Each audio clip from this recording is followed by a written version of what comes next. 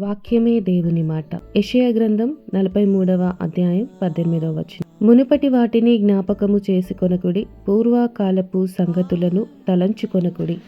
దేవుని వాక్యం ఎప్పుడు కూడా మునుపటి విషయాలను జ్ఞాపకం చేసుకొనమని చెప్పదు. నీ వెనకటి సంగతులను, నీ వెనక నువ్వు దాటేసిన పరిస్థితులను పదే పదే జ్ఞాపకం చేసుకొనమని వాక్యమైతే సెలవివ్వదు. దేవుని కృపలో నువ్వు కాపాడబడి, నీ పాపములన్నీ క్షమించబడి దేవునిలో ముందుకి కొనసాగే జీవితం వైపుగా చూడు. ఆయనే నీ పాపములను జ్ఞాపకం చేసుకొనను అని చెప్తున్నప్పుడు నీవెందుకు వాటి గురించి ఆలోచిస్తావు? ఎంత మాత్రము వెనక తట్టు తిరగకు. దేవుడు చేసిన మేలును మరిచిపోయి ఆయనను బాధ పెట్టకు. ఏ మాత్రము మరలా అపవాదికి అవకాశం ఇవ్వకు. దేవుని కంటే ముఖ్యమైనది, అధికమైనది ఏదీ ఉండదని గ్రహించు.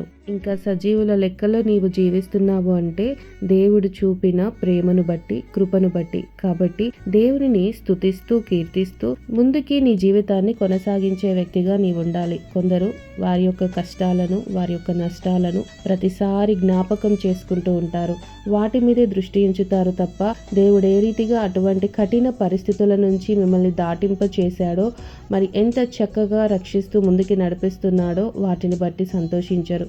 అందుకే ఎప్పుడైనా సరే నువ్వు వెనకటి పరిస్థితులను జ్ఞాపకం చేసుకుంటూ ఉంటే గనక దేవుడిచ్చిన మేలులను నువ్వు సంతృప్తిగా అనుభవించలేవు, సంతోషించలేవు. కాబట్టి ఎంత మాత్రము వెనక తట్టు తిరిగి చూడకుండా, వెనుకటి అయిపోయిన, గడిచిపోయిన, దాటేసిన పరిస్థితుల వైపుకు చూడకుండా దేవుని కృపను చూడు, దేవుని వైపు చూడు. ముందుకి నీ జీవితాన్ని కొనసాగిస్తూ ఉంటే చక్కటి ఆశీర్వాద ఫలములను ఆయన నీ కోసం సిద్ధపరిచాడు. అవన్నీ కూడా నువ్వు పొందుకునే వ్యక్తిగా ఉంటావు.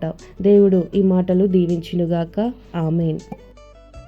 ఈ మాటలు మిమ్మల్ని ఆత్మీయంగా బలపరిచినట్లయితే తప్పకుండా మీ రెస్పాన్స్ని కామెంట్ సెక్షన్లో తెలియచేయండి.